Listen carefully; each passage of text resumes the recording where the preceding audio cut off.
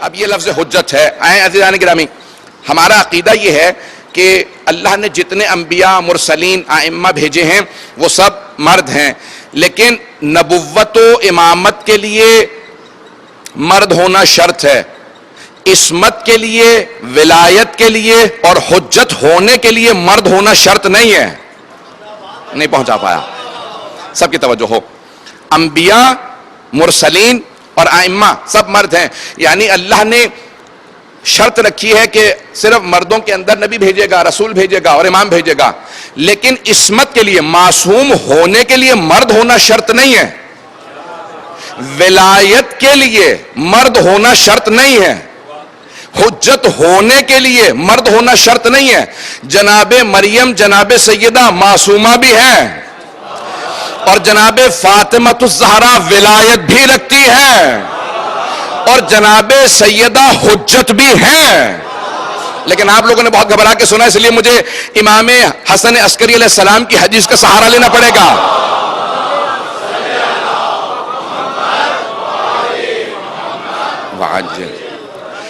عصمت سب مانتے ہیں، ہم 14 معصومین کے ماننے والے ہیں، جناب سیدہ معصومہ ہیں، ولایت رکھتی ہیں اور حجت بھی ہیں. ایک صرف حدیث پیش کر رہا ہوں، اگر کہیں گے تو اور تفصیل دوں گا، نہیں تو آگے بڑھ جاؤں گا. 11ویں امام، امام حسن عسکری علیہ السلام فرماتے ہیں نحنو حجج اللہ علی الخلق. حجت کی جمع حجج ہے، حجت کی جمع حجج. نحنو حجج اللہ علی الخلق وجدتنا فاطمہ حجت اللہ علینا. ہم تمام کی تمام اللہ کی مخلوقات پہ، صرف انسانوں پہ نہیں، اللہ کی تمام مخلوقات پہ اللہ کی حجت ہے، اور ہماری دادی فاطمہ ہم پہ اللہ کی حجت ہے.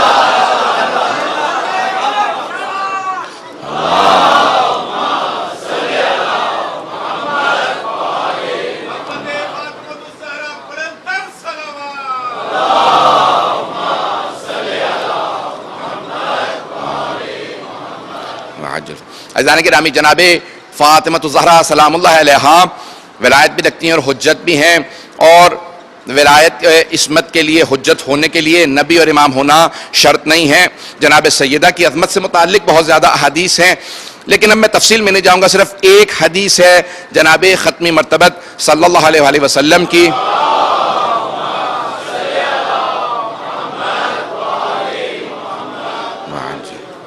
اس حدیث کا سہارا لے کے ایک مطلب کو پیش کروں گا اور پھر عنوان سے کچھ اور مطالب کو آگے بڑھاؤں گا کہ ختمی مرتبت نے جناب سیدہ سے متعلق کہا ہے کہ فاطمہ بضعۃ منی، فاطمہ میرا جز ہے، میرا حصہ ہے. ان اللہ یغضب لغضبہا ویرضی لرضا.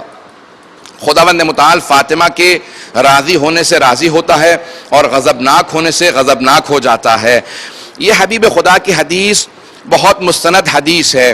ہمارے اہل سنت بھائیوں کے دو بہت بڑے بڑے علماء ہیں. ایک شمس الدین ذہبی ہیں جنہیں رأس المنتقدین کہا جاتا ہے، جنہوں نے تمام رجال کی کتابوں پہ دوبارہ انہوں نے ریویو کیا ہے، حدیثوں سے متعلق بہت بڑی بحث کی ہے. تو درایہ اور رجال میں ان کا بہت بڑا نام ہے، اور انہوں نے بے انتہا حدیث سے متعلق بحث کی ہے کہ یہ صحیح ہے یا ضعیف ہے، قابل قبول ہے، قابل قبول نہیں ہے.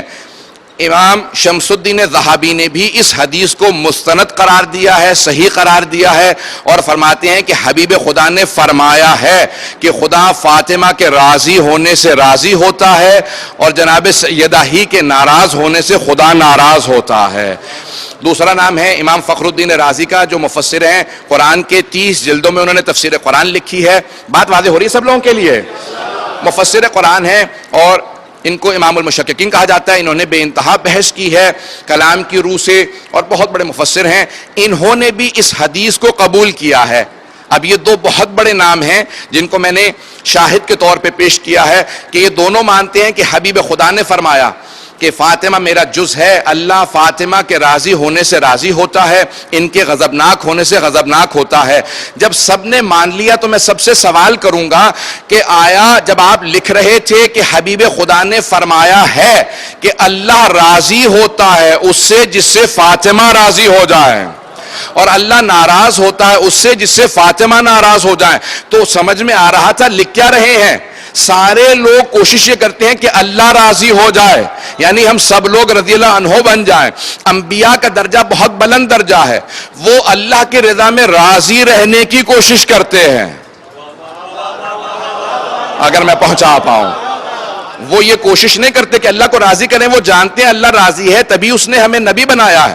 وہ یہ کوشش کرتے ہیں جس جس چیز میں اللہ راضی ہے میں اس میں راضی رہوں۔ اگر اللہ اولاد دے کے راضی ہے تو میں اس بات پہ راضی رہوں، اور اگر اللہ اولاد نہ دے کے راضی تو میں اس بات پہ راضی رہوں کہ اگر تو نہیں دیتا تو میں اس پہ راضی ہوں، کبھی شکوہ نہ کروں۔ اگر اللہ صحت دے تو میں صحت پہ راضی رہوں، اگر اللہ بیماری بھیج دے تو میں بیماری پہ راضی رہوں، کبھی شکوہ نہ کروں۔ تو انبیاء کا درجہ بہت بلند ہے ہم لوگوں سے کہ وہ معصوم ہیں، اللہ کی رضا میں راضی رہتے ہیں، راضی برضا اللہ، اگر بات واضح ہو رہی ہو۔ انبیاء کا درجہ بہت بلند ہے، لیکن حبیب خدا نہ وہ درجہ فرما رہے ہیں جو غیر معصوموں کا، کہ جو اللہ کو راضی کرنے کی کوشش کریں، نہ وہ جو انبیاء علیہ السلام کا کہ اللہ کی رضا میں راضی رہیں، بلکہ حبیب خدا جناب سیدہ کا کچھ اور ہی درجہ بیان کر رہے ہیں کہ اللہ اس سے راضی ہوتا ہے جس سے سیدہ راضی ہو،